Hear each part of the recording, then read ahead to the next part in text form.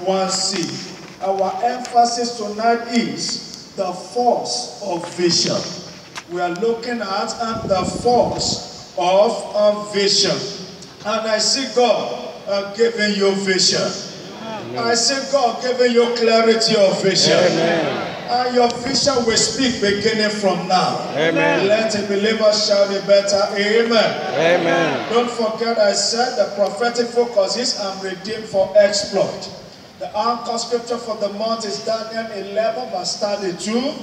And the teaching series is unveiling the fundamentals of success. So we are looking at part 1A tonight.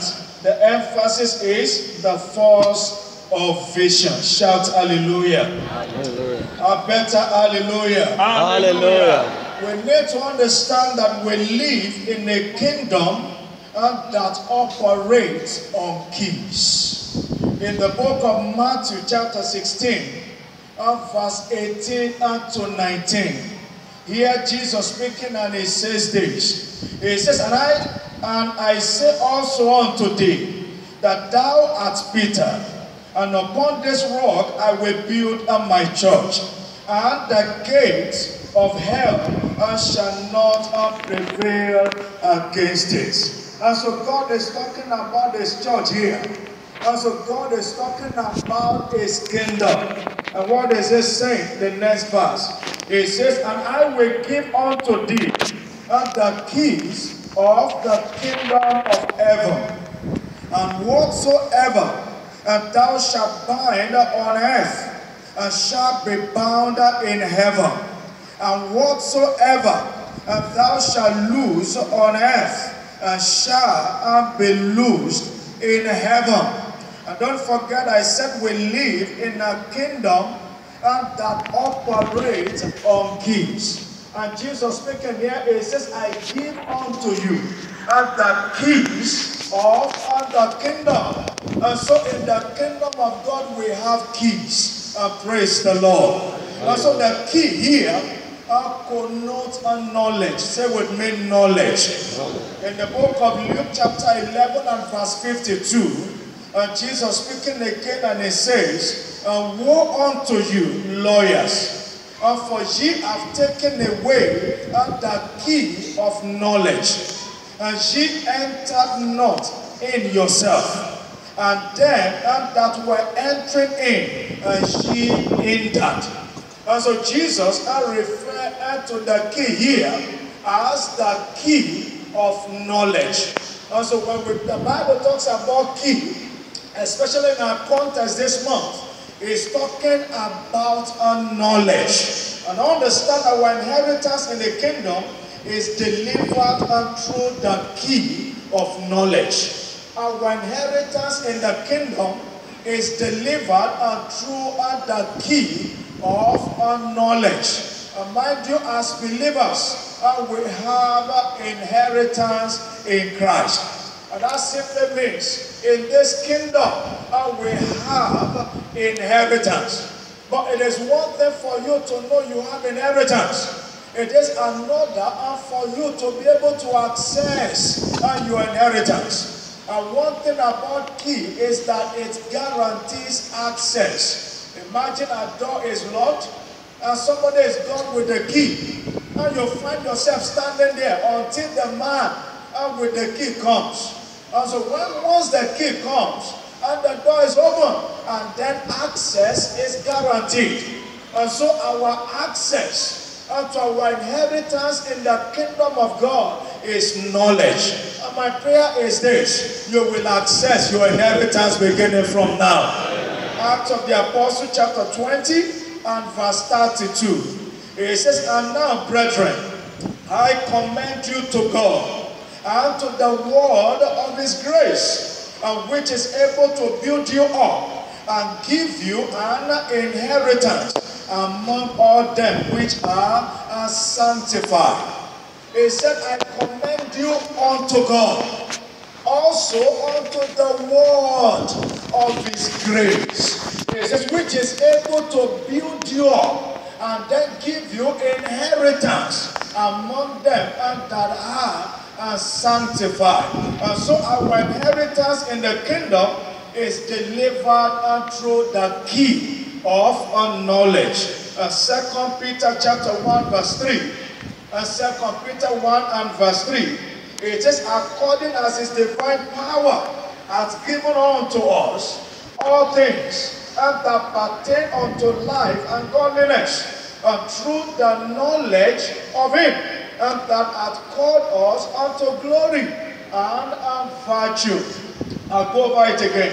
It says, according as his divine power hath given. And say with me, hath given. And so it's not that he's going to give. Rather, he has already given. It says, hath given unto us all things. Say with me, all things. All things. How many things now? All things. All things, including your own thing. Hath given to us all things, and that pertain unto life and godliness. And that goes to say that all you need to enjoy life, all you need to have the best of God has already been given. And there is nothing you require. And there is nothing you need from God that God has not given already. And so it is not that God is going to give, rather God has already given. Jesus Christ came 2,000 years plus. He paid the price, and by virtue of his life that they gave and his blood that they shed, the price was paid. And once the price is paid for a good, and the good must be delivered. And so there is nothing that man had originally in the garden, and that he lost to the devil, and that Christ has not paid for it to be restored. And so Christ has already paid the price. So it's not that he's going to do it, rather he has already done it. Now, for example, the day each one gives his life to Christ is the day he makes his choice to surrender his life to Christ. And the blood that was shed and that saved a man 100 years ago is still the same blood shed and that is saving a man in our current dispensation. And what is the difference? The day each one decides to go for what Christ has already done, to appropriate into his life, and what Christ has already given is the day he gets his own. So the Bible says, according as his divine power hath given unto us all things that pertain unto life and godliness through the knowledge of him. Say with me, through the knowledge of him. Through the knowledge of him. I said again, through the knowledge of him. Through the knowledge of so him. many we can only access this through knowledge. Our inheritance can only be accessed through knowledge. And so it is one thing to know Christ has paid for it. It is another for you to access it. Talking about your health, for example, the price has already been paid for you and I to be healthy.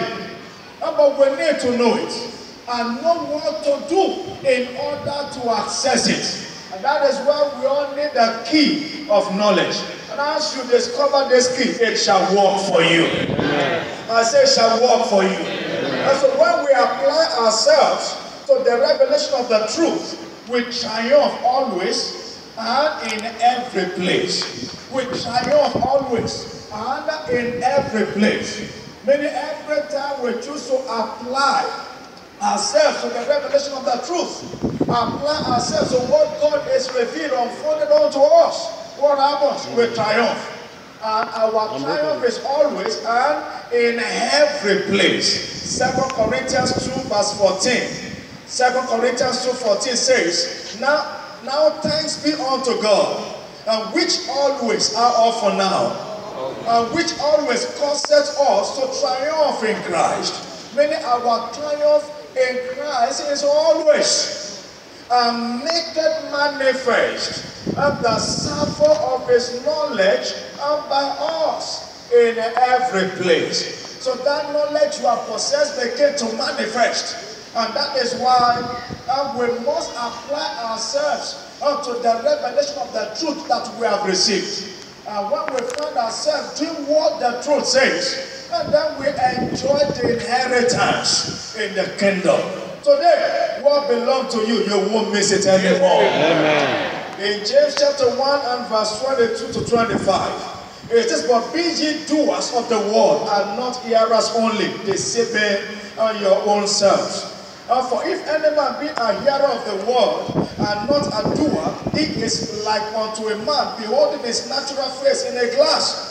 For he beholdeth himself, and goeth his way, and straightway forgetteth what manner of man he was. 25. But whoso looketh, say with me, looketh, into the perfect law of liberty, and continueth therein, say with me, continueth. It says, he be not a forgetful hearer. Say with me, not a forgetful hearer. Not a forgetful hearer. It says, but a doer of the work. Please say with me, a doer of the work. A doer of the work. And so meaning every word of God you receive leaves you with a work to do. He being a doer of the work. It says, this man shall be blessed in his deeds. And so until we find ourselves applying ourselves to the truth or the revelation of the truth we have received, and then the blessed inheritance cannot come. And so the grace not to be hearer only, but doer of the work, and receive it in the name of Jesus Christ. Amen. So doing whatever the word says will always result in supernatural breakthroughs. Anytime, any day, and anywhere. A supernatural breakthrough connotes on success, supernatural success. And so you want to succeed in life, any day, anytime, anywhere. And then do what the word says. You see Deuteronomy chapter 28, and from verse 1 to 13. Deuteronomy 28, 1 to 13. Verse 1 says, and it shall come to pass, if thou shalt hearken diligently unto the voice of the Lord thy God, and to observe and to do all his commandments, which I commanded this day, that the Lord thy God will set thee where now? On high, above all nations of the earth. And all these blessings shall come on thee, and overtake thee, if thou shalt hearken unto the voice of the Lord thy God. And so you continue down to verse 13, and you see all the blessings that accrue as a result of our obedience. And so the grace not only to hear, not only to read, not only to know, but to do it and receive it in the name of Jesus Christ. Amen. In Luke chapter 5, 1 to 8. Jesus was preaching to a crowd. At a point, they were pressing on him, and he saw two sheep unpacked. He entered into one and beckoned on Peter to allow him to use it. And then he agreed, and then pushed on the sheep forward for him to be able to address the crowd. And when he was done preaching, he said unto Peter, now let down your net for a catch. And Peter said, but look, all through the night we toiled, but we caught nothing. And then he then said something to Jesus. He said, nevertheless, at thy word, I will let down the net. At thy word. The question is, what has God told you? What have you discovered in the world? It might be contrary to the situation around. It might appear contrary to opinions of people. It might look evil. And so he said, nevertheless, at